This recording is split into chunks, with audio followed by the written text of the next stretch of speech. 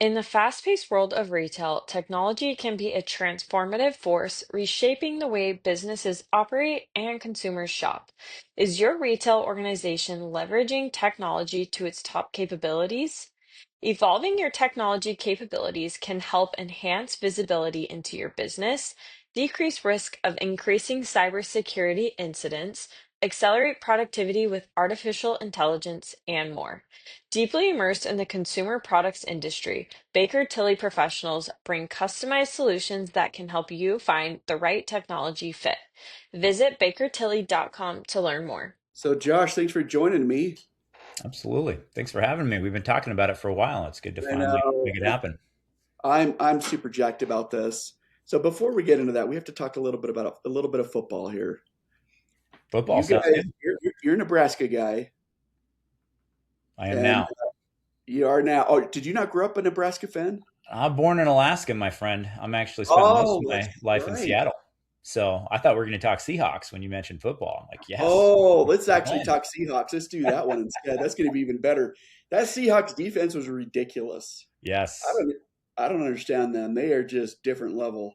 It's a scheme. I feel like Legion of Boom back in the day was just muscle, right? And Yeah. athletic talent with Cam Chancellor just whacking people across the center. And those corners were amazing, and safety. Earl Thomas, just that Oh speed. yeah. But McDonald's defense, I feel like his scheme is just fantastic. I think I don't pretend to understand it fully, but the way they play with two high safeties and then they bring one down as a linebacker and rush sometimes with Emmanuel, it's apparently giving offensive fits, as you can see. And I always appreciate a good analytical mind that comes up with something that can beat what everybody else is doing, the latest offensive trends. And I think that's really the staple of how the Seahawks have dominated this year. Yeah, it's nice when you could just like shut everyone down your whole life. I mean, that's it's not too bad. Not too bad of a life to live. So, It where in was Alaska are you from? just outside Anchorage. Oh, are you really? Yeah.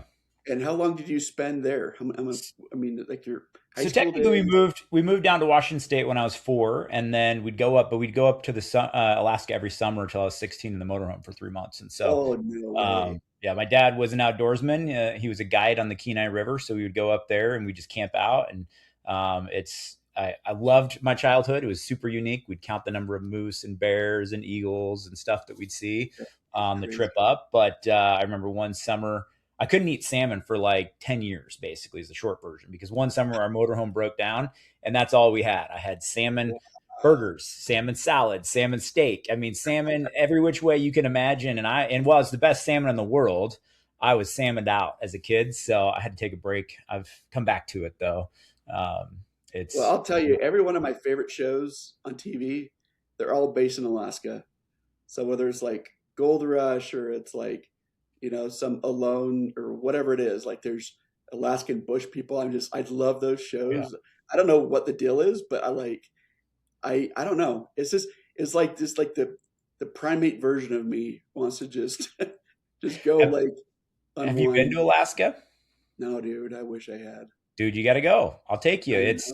I would They love call it to. the last frontier. When you get there, you understand the air smells different.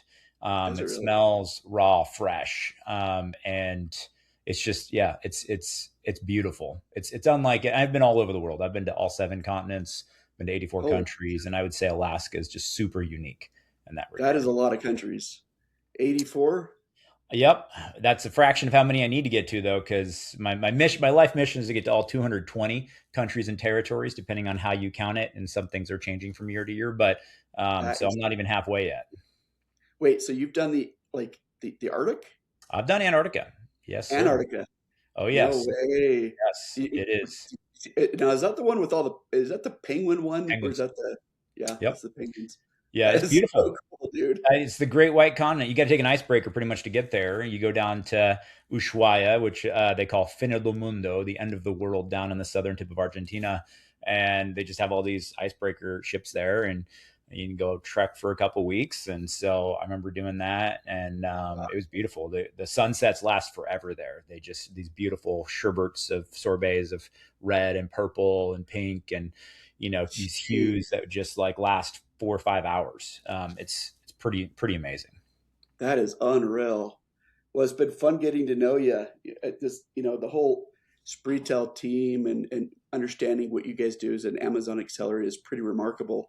Before we get into that, I want to talk to you a little bit about your background.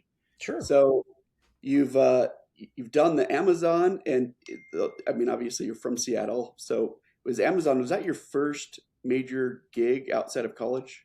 Out of college? Technically, no. I actually worked for Deloitte and Touche coming out of college, which is a big four public Oh, accounting firm. So I was a CPA. you're a CPA. Yeah, I am by You're trade. gonna Yeah, do it all. auditor, not just a That CPA, is an auditor. incredible. Yeah. Were you based in California? Where in Deloitte? No, I was actually based out of Tulsa, Oklahoma. I went to school down there, and then I was on loan to their Dallas office when Amazon called me and offered me a position in corporate finance. So That is crazy. Deloitte. I mean, it's kind of a big deal. I had no idea. I think I've known you for like it feels like a year now, and I've never even knew that you worked at Deloitte. I don't So talk that's about it. I pretty mean, that was like 20 years ago almost at this point. Actually, it was 20 years ago. So it's my cool. first job effectively out of school. Although I worked my way through school, so not first job, but first, graduated job, big company job. So Amazon called you. They kind of recruited you out of Deloitte. Out of Deloitte. Yeah, it's a funny story. So this is back in the early years of Amazon when everybody just thought of them as the book company that lost money every year, right? And in fact, Yeah. when I went there, all my friends were asking if they could get free books. And Amazon had an issue at the time where they basically just had like three fulfillment centers out in the most remote areas possible because Bezos was cheap and he wanted cheap labor, cheap real estate.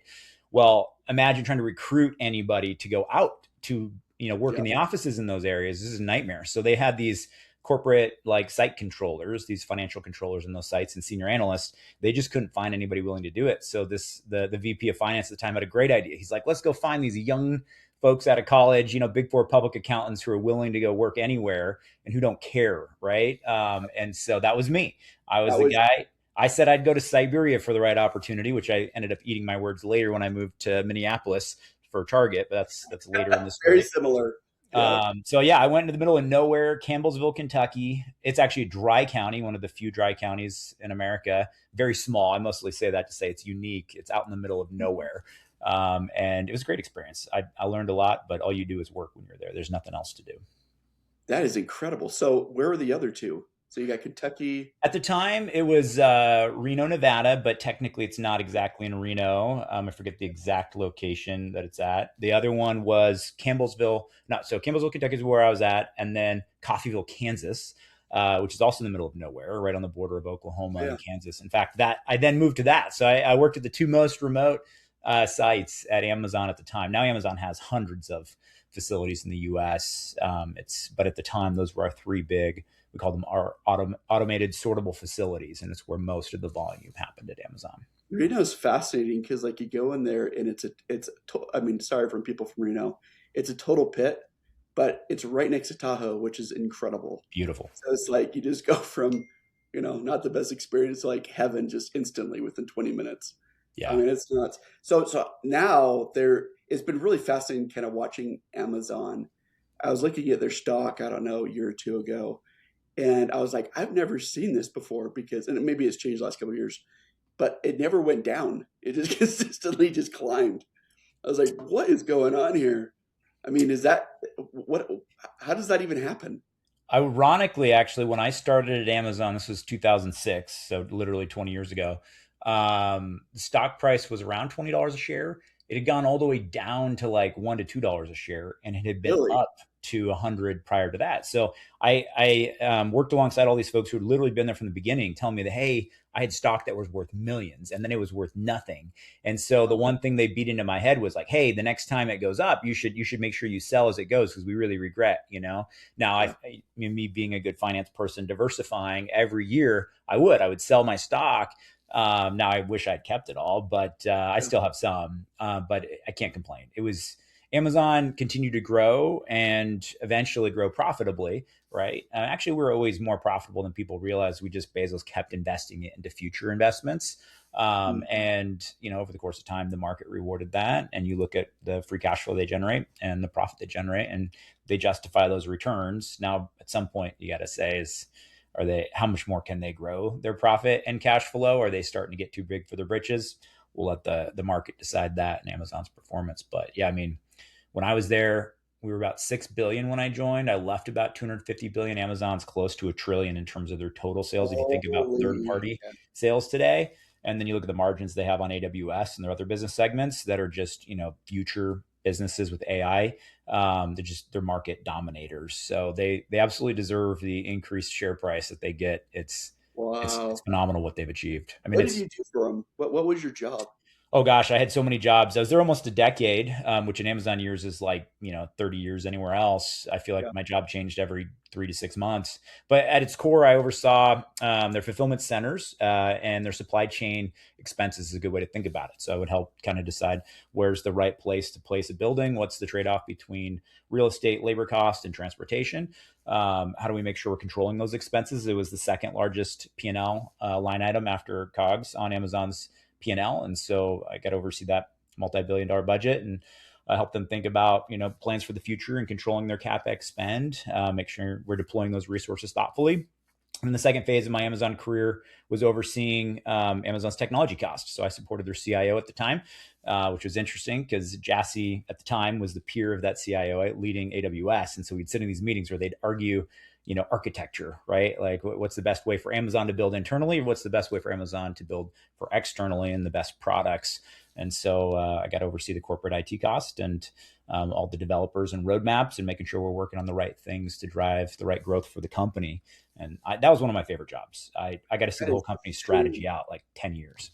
So did you have like cities that would come to you and be like, "Hey, look, I see the rise of what's going to happen on. We would love to give you some cash incentives, or not some cash incentives, some tax incentives to come in and set up a fulfillment center." I mean, you were probably part of all those different dialogues? Yeah, I mean, they wouldn't come to me directly, but they'd come to our representative who oversaw, tax incentives or new location choices, if you will. That's crazy. And then, the ultimate decision on where we would, put a facility, I'd put together the financials around that, and we'd sit down and we'd make the decision. What are the number of sites we're launching, where are we locating them, that sort of thing. In fact, I remember one year, it was the year that Amazon pulled out of Texas. So this is back when Dave Clark was there. And so I ran FP&A at the time, financial planning analysis for his org. And I'll never forget, Texas came back and did not offer meaningful incentives. And I remember Dave was super pissed in that meeting. And he was like, I don't know if I'm allowed to say this on a podcast, but I'm going to do it anyway. And he was like, because he's not at Amazon anymore. He's like, we cannot accept this. If we accept this, then every other state we're negotiating with is going to smell blood in the water.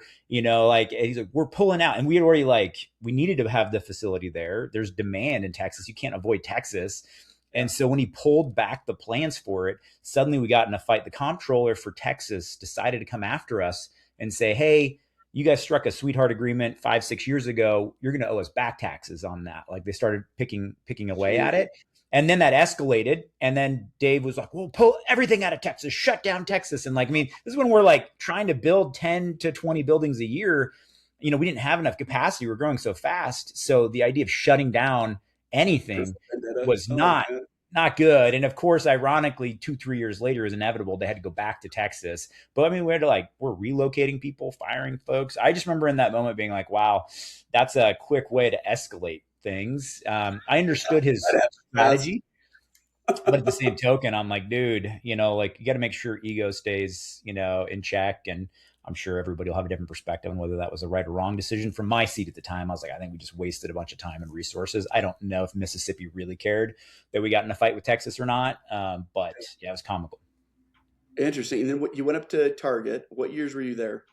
Yeah, I was in Target from 2014 to 2017. Yeah, that was a lot of fun. I mean, three winters in Minneapolis was a little much for my wife, so eventually we Holy cow, moved. that place is brutal. Very cold. But it was fun. I remember thinking, at Amazon, I was like, look, I know, I'm one of the top performers. I get that feedback every year, but Bezos built such a machine, like the machine's going to continue without me and they'll be successful. Target was an interesting opportunity because they were not good at e-commerce. In fact, when I got there, they're growing like 5% a year. So I remember thinking to myself, this is a chance where can I really contribute and add value? And I like to think about wins above replacement. So I was like, look, I'll know if I'm adding an impact or not. And that was a lot of fun because I got to help reframe Target.com. I was CFO for Target.com. And then I worked on their supply chain. They let me do a bunch of fun stuff. And that's later on. But really my focus was how do I go get Target.com from growing 5% or 10% up to 40, 50% because they were just way under penetrated. And, they're used to a stores business growing 2%. So they thought 5% was good. And I had to explain that that was slower than e-commerce overall was growing. So we were just losing market share. And so we actually got Target.com growing 40, 50%. At the time, it was about $1 billion when I started. It's well over 10 billion now. And so taking something from $1 billion to 10 billion plus, helping people think about things differently and understand how you need to invest into an e-commerce experience was super rewarding. We got to do a lot of cool things to help that business grow. I mean, there's a lot of people involved, but I remember when I was up there, obviously we sold the Target quite a bit in the two different towers, but one of the times I was there, I think it was like 2012. I remember some of the buyers I was sitting down with, and they were really bullish at the time in like 2012 about like their e-commerce and the growth rate. He's like, by the year 2020, it's going to be over 50% of our total revenue. oh, And then it just never got up there. I think they overestimated that a little bit, yes, quite a but bit. it's kind of interesting. Yeah, those buyers are like, they're pretty famous. Like basically in retail, the whole idea is if you have a job at Target and, I mean, when you walk around the Target headquarters, all their people are super young. Oh Like yeah. their buyers are like 24 years old. You're like, you anticipate something totally different when you go up there. Yeah, But Target is very renowned for their leadership development program. They hire yeah, really well out of college, train you up, and most everybody you meet at Target has been there 20 to 40 years. I mean, they're lifers there. You don't see a lot of external hires. I think I was one of the few at the time that was director level plus, and so they kind of admittedly brought me in as a change agent. They're like, got to shake things up. There's a lot of yeah, groupthink that occurs when you just kind of now they've got an amazing training program, especially with retail buyers and their planogram process and how they think about oh site yeah, merchandising the floor, and they call it the Target, racetrack and strip. oh It's yeah, really brilliant, and it works. You go into Target, you end up spending a lot more and coming out with things you didn't know you needed, right? oh And you yeah. probably didn't. They're very good at that, but the rest was very foreign to them, particularly e-commerce. Well, so. Tell me some of the ins and outs of what you did at Target. Yeah, the first thing I did was I did benchmarking with their website. That's kind of my playbook 101, right? Like let's walk the store.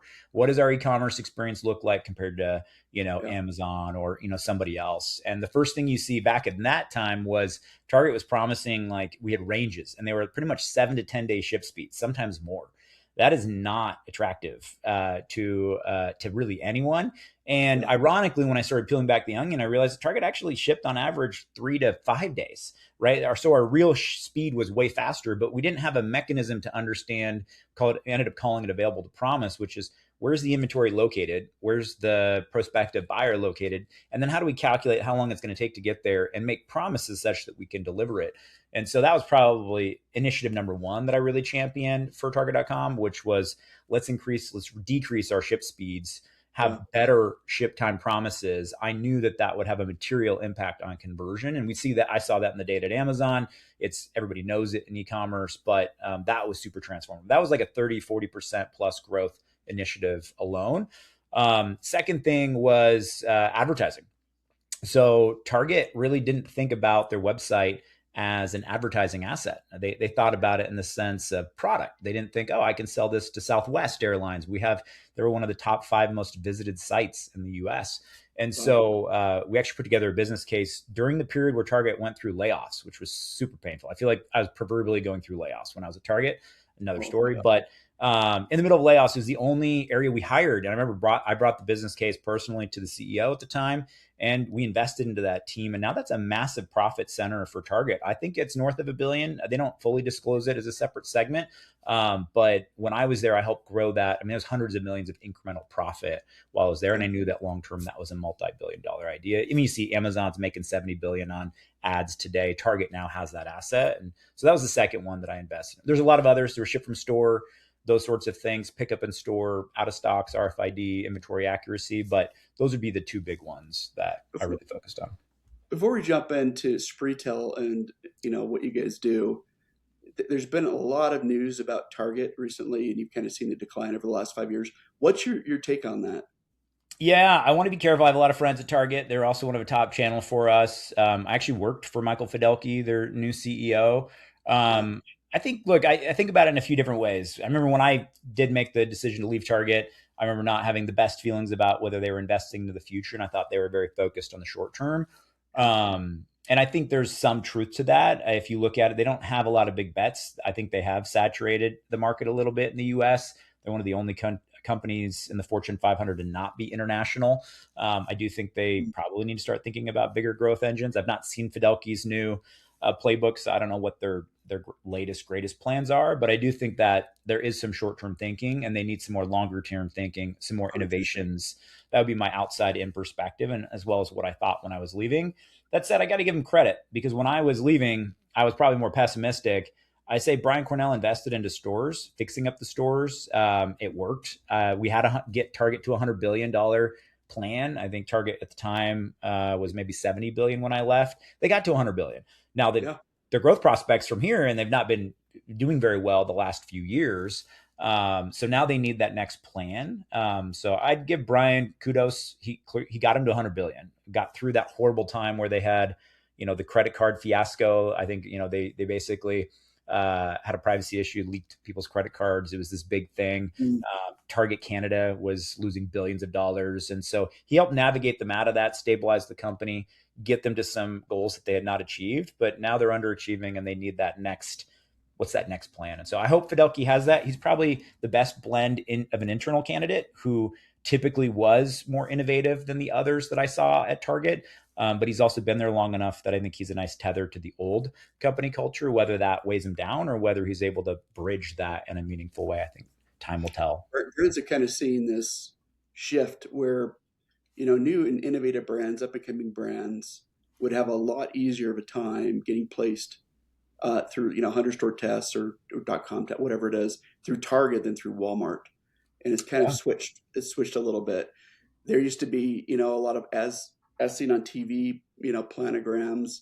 There's a lot of really good fresh innovation. I wonder if they got a little bit scared, or if the returns just weren't there for some of the products they kind of pioneer. I don't know, but it's a great store. It's obviously incredibly important for the country, let alone for Minneapolis. It's kind of interesting. So Spreetail, you guys ship, obviously your main focus and the big, the gorilla is obviously Amazon, but you actually have, I mean, you ship for Walmart.com, Target, eBay, Home Depot, Lowe's, Bed Bath, Wayfair, Wish, Temu, Best Buy, and TikTok. So after Amazon, what is the next one, two, and three in the order as total volume is concerned? Yeah, I mean, it is Walmart and Target. It does follow the typical, retail distribution if Does you were it? to look Oh, at, yeah. interesting. And that's what we want. So at Spreetail, our mission is to be wherever the consumer is on behalf of our brands, right? We want our brands to get maximal exposure. And so we're trying not to steer towards any one marketplace. Some marketplaces make it easier, others make it harder. But we want to be where the consumers are. And some consumers on Target shop differently than the ones on Walmart, than the ones on Amazon, and the ones on TikTok. And so we want to be wherever they are, but I'd say it generally follows what you see in terms of, retailer based off size. Okay. Most people wouldn't think about this, like Home Depot and Lowe's are also, two of our top 10 channels. They do incredibly Oh, yeah. well, especially for a lot of our big and bulky products. People are used to going there looking for those types of categories. So, yeah, we kind of span the spectrum.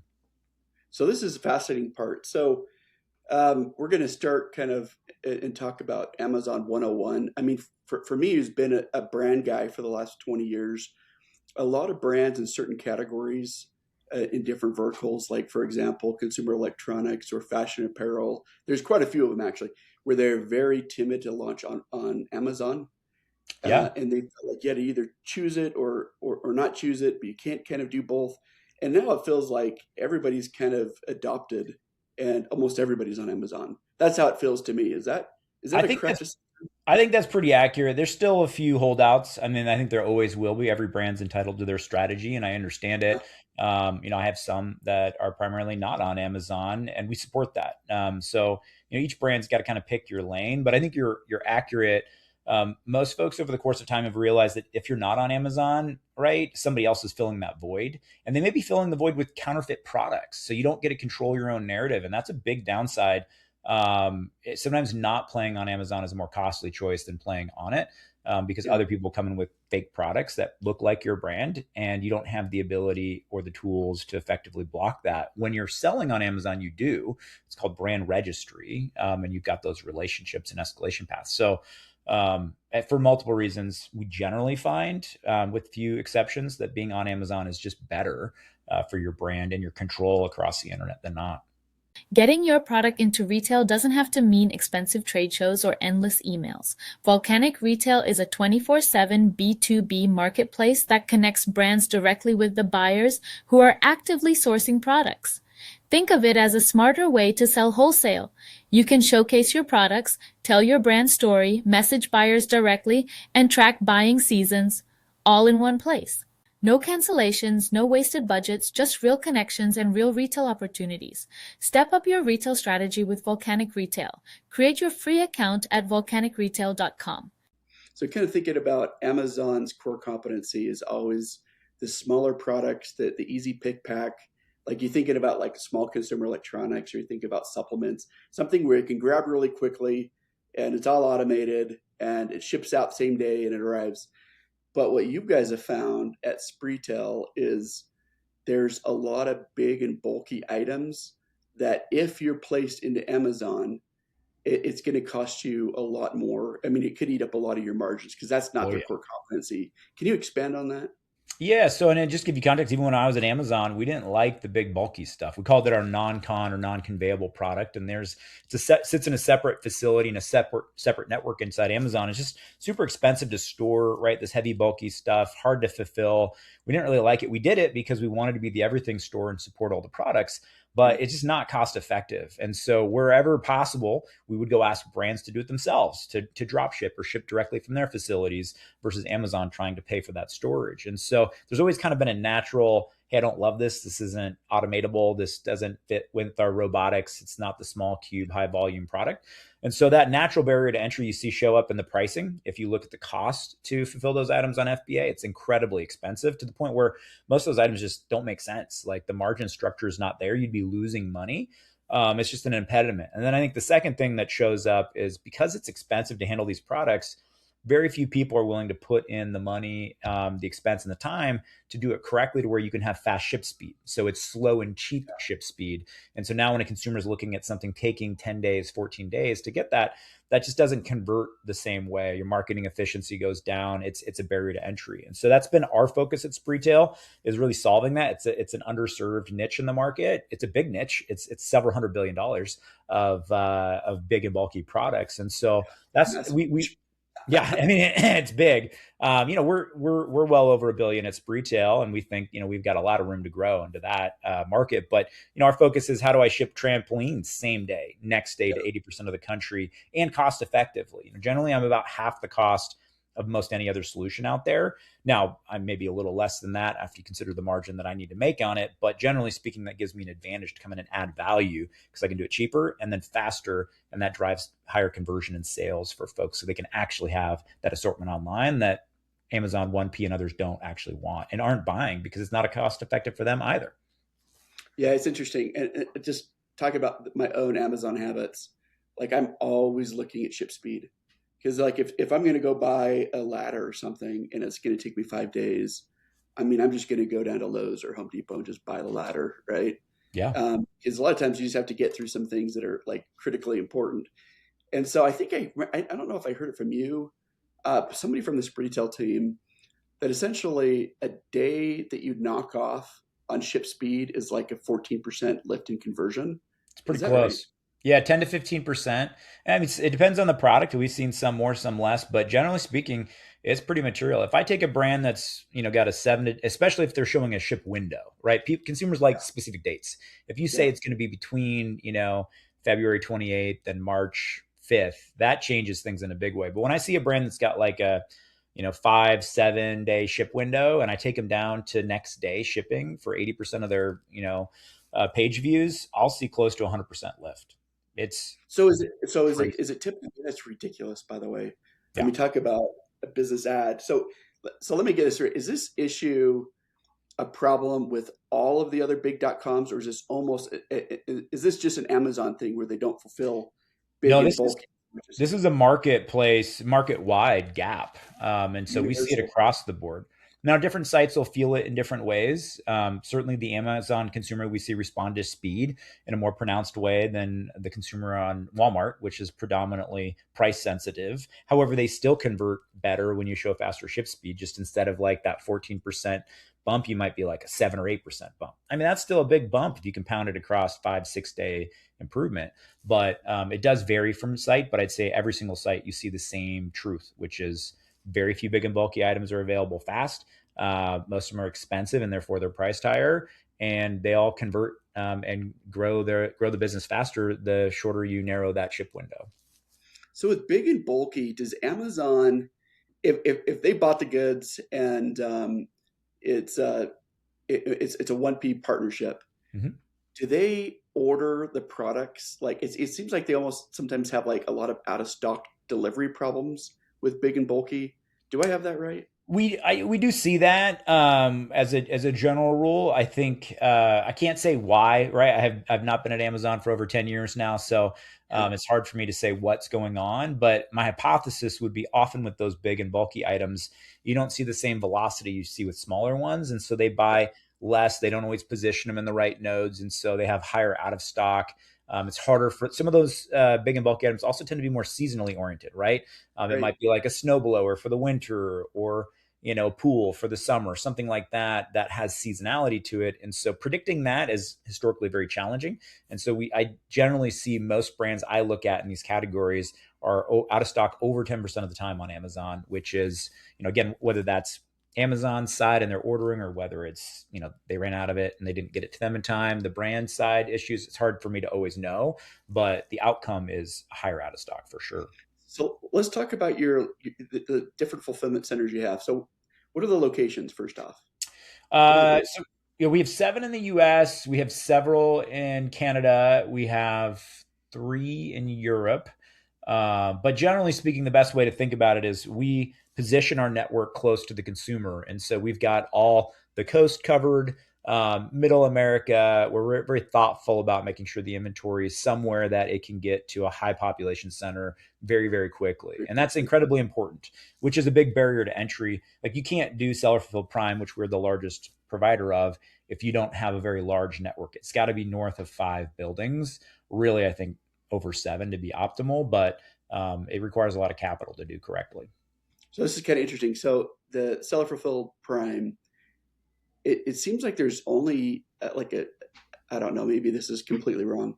It seems like it's pretty prestigious to be able to get that prime badge as a third party company, to be able to offer that to all the brands that you ship for.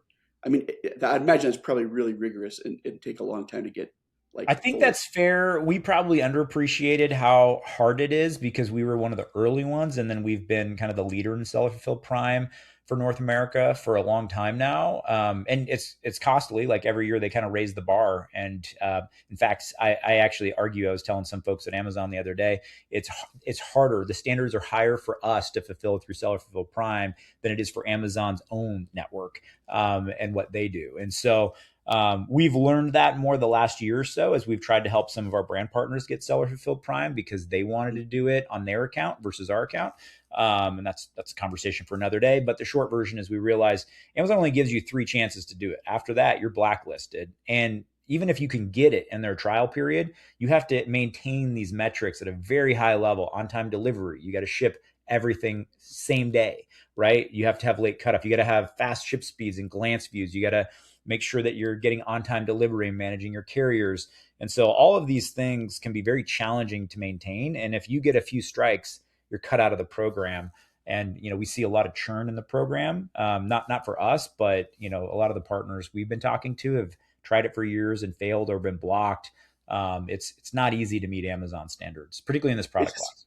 it just seems like if there's something that has to be your core competency, something that you have to be A plus on, it would be your logistics, your demand planning.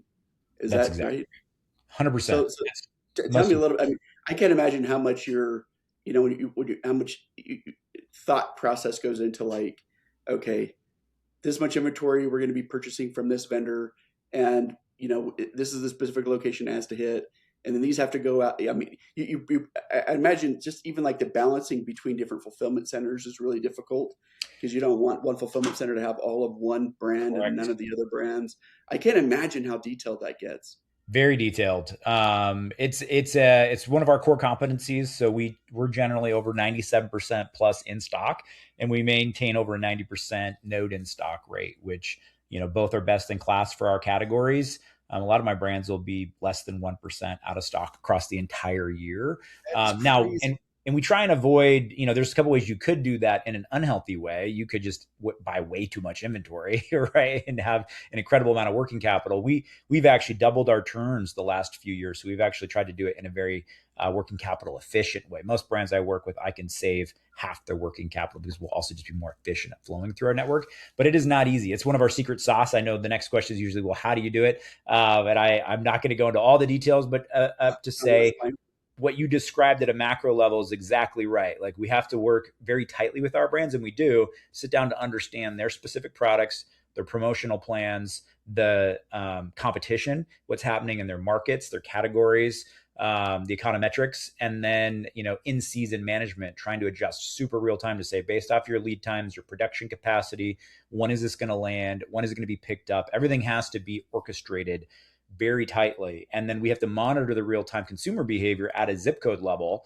Yeah. And then we even see things where Amazon will show different, like we'll have a winter storm and they'll have to add multiple days ship speed to a certain region. Well, that changes the conversion and the demand in that region. And we need to adapt how we're flowing goods to make sure we account for those changes. So it gets very complex. And it's a core competency of ours that we've worked at over many years. It's been a personal passion project of mine in particular. So yeah, you can see the Deloitte in you just like going through all this.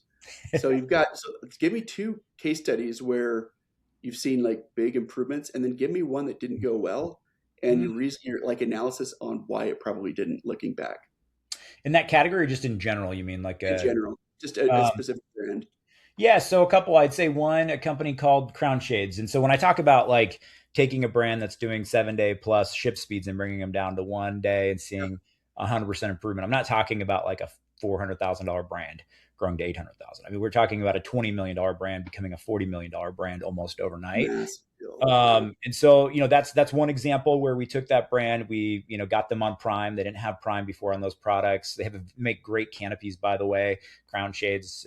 If anybody's in sporting events, you think about those canopies that you stand up so you can sit under them, in the middle of the sun and the Oh heat. yeah. And so took them from 20 to $40 million, doubled that business. And most importantly, one of the things we learned when we did that was the marketing efficiency. So, right, they had an ACOS or tacos that was almost 20%, which is not super uncommon nowadays and pay to play for Explain Amazon. tacos real fast. Yeah, so it's total advertising spend basically divided by total sales is a good way to think about it. So if you're doing $100 million in sales and you're 20% tacos, it means you're spending 20 million on advertising in order to Mm. do that. It's important benchmark for folks to understand: are you spending the right level, and then what is that costing your P&L?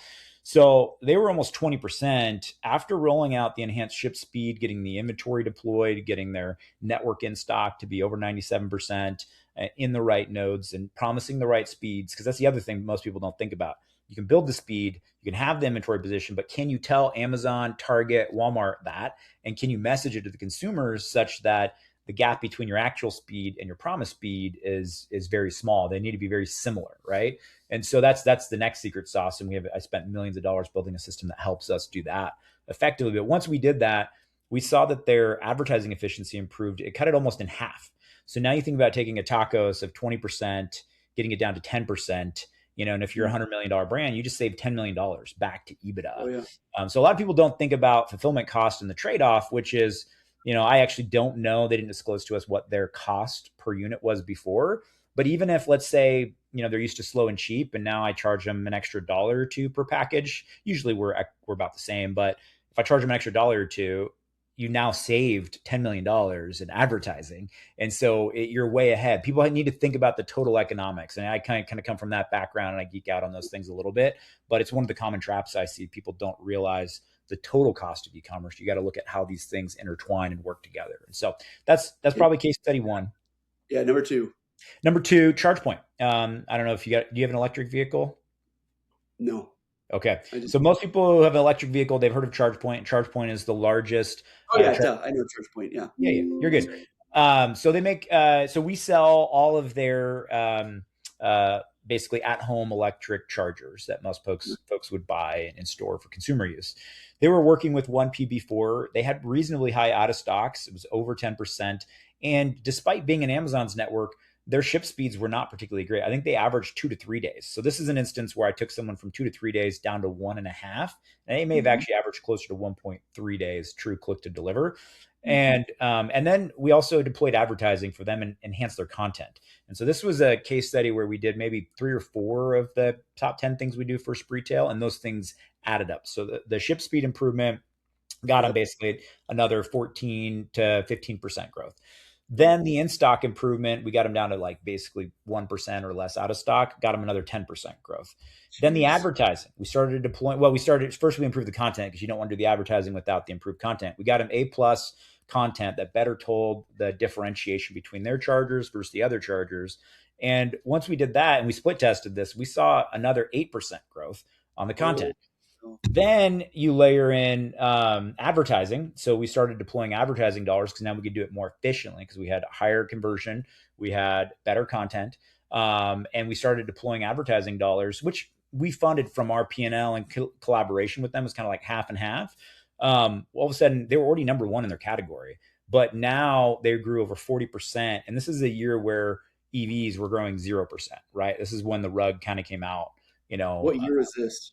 this would have been 2024. Oh wow, yeah. Yeah. So the number one category leader took more market share. I think that's probably more impressive. Anybody can take someone who's like last in the category and help them improve. But if you take someone who's already a category leader and help Yeah. them grow, and you do it from deploying multiple things that stack on top of each other, to me, that's, this is one of the things that I get most excited about. So that was the second example. Case studies where things didn't work. There are definitely some. I try not to spend too much time thinking about those outside of lessons learned. The one I Yeah. would share, and I don't want it to be a cop out, I think going through tariffs, we saw more brands as well as ourselves like struggle with those tariffs, especially these import heavy brands. And so I'm not going to name their name because I don't want to do Oh yeah. that to them.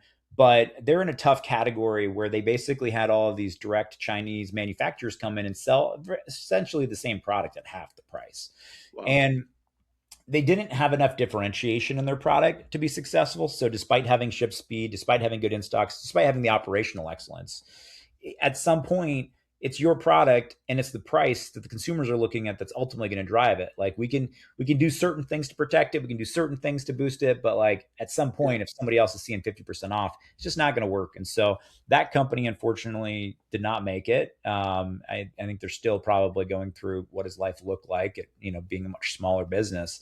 But So those are the ones basically, where I typically see it not work. you're offering, yeah, you're doing offering like best case scenario. I mean, you can't guarantee what a brand will do after you because I mean, there's a lot of levers that you guys can't pull, but on the ones that you can pull, you can offer best case scenario. Yeah. I guess that's kind of the That's always the is goal. I mean, I know there's some instances where I'm sure my merchants didn't build the best plan and didn't for execute it. We sure. try to be very vocally self-critical, but usually we correct that after we So observe. when comparing a company like Pattern, who's done an excellent job with some, obviously they just IPO'd. Tell me where your core competencies are compared to where their core competencies are. It's a good question. I don't. I'll caveat. I don't know a ton about all of Pattern's core competencies, except it's super obvious that they play in the small cube space, right? Yeah, Supplements is their bread and butter. You look at their biggest clients, Gaia Herbs, which I'm a big consumer fan of Gaia. I have it all over my house. yeah, I think Pattern does an excellent job with those small products. They largely use FBA. So they don't do their own logistics outside of maybe some consolidation and then how they kind of think about warehousing and sending into Amazon's network. Where they really cut their teeth is their marketing says, hey, we're an AI driven company. Everything's kind of automated. We have these software and super secret algorithms that help you be more discoverable on Amazon. And I think their business and sales funnel does an amazing job at selling that promise to folks. And I think they do a reasonably good job at delivering it. When I look at their financials, it looks like a lot of their brands are growing. Where I probably sometimes wonder is, they're also in categories that are growing 20, 30%. Supplements in particular, right? Health and beauty, personal care, and generally 10 to Yeah, 15% growth. especially grocery booming for a decade or So two. I'd be super curious. They don't disclose it, but like what percentage of their brands are growing above those category growth rates? Because that's really what you want And above is, replacement, back to like what you're saying. yeah, I think that's the number one signal is are you growing your market share within your category or not? And so I think they're in a great place. They do a great job. They just Oh IPO'd. yeah, We're very grateful for that. I think they're setting a market for us. They're creating more awareness to the accelerator space. We don't find ourselves really competing with Pattern too often because we just focus on different segments, but it's the yeah. same Cool. business model. And I think that's where we differentiate to the second part of your question. We really focus on the logistics side of what we can offer for those big and bulky, and those are products that Pattern doesn't play in. We also probably, I think, over the years have had a lot of folks from Spreetail go to Pattern, and a lot of Pattern folks come to Spreetail. So I think we do have some familiarity with each other. One of the areas that we've been investing into super heavily, which I think is similar to them, is the advertising, competency for us. I think it's a pay to play world. You see Amazon collecting 70 billion in advertising dollars. The cost of doing business on there has gone up. They're all about eating more wallet share. And our focus has been advertising incrementality. So how do you know that those dollars are actually driving incremental sales versus just cannibalizing things? And so the little bit that I know about their system is probably a little more rules based, at least what I've heard. Ours is a little more incrementality based, more profit based. And so I do think we've got some probably differentiation in our tools in terms of how we think about architecting it and the results that we deliver. But I think at the end of the day, we're all trying to do a similar thing, just in a different segment of products. Yeah, it seems like specifically you're looking for products that will not fit in a shoebox, right? I Mhm. mean, it's something it's larger that Amazon is almost struggling with because that's not their core competency, and that's really kind of the products that you seem to play in really really well. Yeah, I want to add value first and foremost, and I know that that's one of my core competencies. So that's where we focus. I think as we're Yeah. adding more capabilities that are differentiated, like the advertising incrementality, I think we'll probably be able to play in different product classes because we'll be able to add more value into those than what the alternative solutions do. Well, this is part one of a three-part series. We're going to have a couple of different members from your team. Next time, we're going to be joined by Owen Carr. Can you tell us a little bit more about Owen, what he Yeah, does? Owen's fantastic. He's our chief merchant at Spreetail, chief merchandising officer. One of the top retail minds that I've worked with. I mean, I've worked with some of the best folks at Amazon, best folks at Target. A lot of those folks are executives over at Walmart now. The world kind of cross pollinates, but Owen's just one of the best human beings you'll also meet. He's just down to earth. He's super bright, super passionate, very knowledgeable. He's been in this space a long time. Worked with a lot of brands, helped a lot of brands achieve records in their market. And yeah, he's one of the best people. I'm glad you're talking to him. He's a good dude. And he has a podcast. Can you tell me a little bit about that one? Oh, Car Talk. Yeah. I can't say that I've made too much time to listen to it, but I hear that a lot of people do. He does a great job at kind of sharing insights, best practices, thinking about what are the things that, are top of mind for brands and what are the latest challenges that we're facing in the industry and how we're thinking about solving them. He's very talented, and I think he'll have a lot of great insights for you. Well, this is awesome. We always like try to add value for brands that are listening in to be able to. I mean, look, after this whole tariff debacle over the last year, and before Yeah. that, COVID. I mean, brands are the reality is they're hit with more rocks than I've ever seen before, and to find a way for them to actually get millions of dollars back. I mean, that's a really big, important initiative. What I try to do when bringing people on the pod, I've been extremely sold on Spreetail and the people, and extremely sold on your competencies and how you guys are growing, what you can deliver. So thanks for coming on, Josh. I'm excited for part two and part three, Yeah. and we'll be watching and wishing everybody at Spreetail good luck. Well, we appreciate it. Thanks for having me on. It's been a good start to the year, and we're looking forward to a great 2026. Awesome, man. You take care. You too. Founded by expert clothier Lauren Smith, Smith Luxe is redefining custom clothing in Park City and Salt Lake City, bringing over 15 years of bespoke experience to professionals who expect more than off the rack. Lauren personally fits and styles every client. She designs clothing around you from the very first measurement to the final fitting. From perfectly tailored suits and statement casual outerwear to elevated custom pieces for women, each garment is crafted in Europe using fabrics from the world's most prestigious mills, including Zegna and Loro Piana. Because true luxury isn't about labels, it's about fit, intention, and how you feel the moment you put it on. If you're ready to invest in the way the world sees you, start with what you wear. Start with custom. Start with Smith Luxe.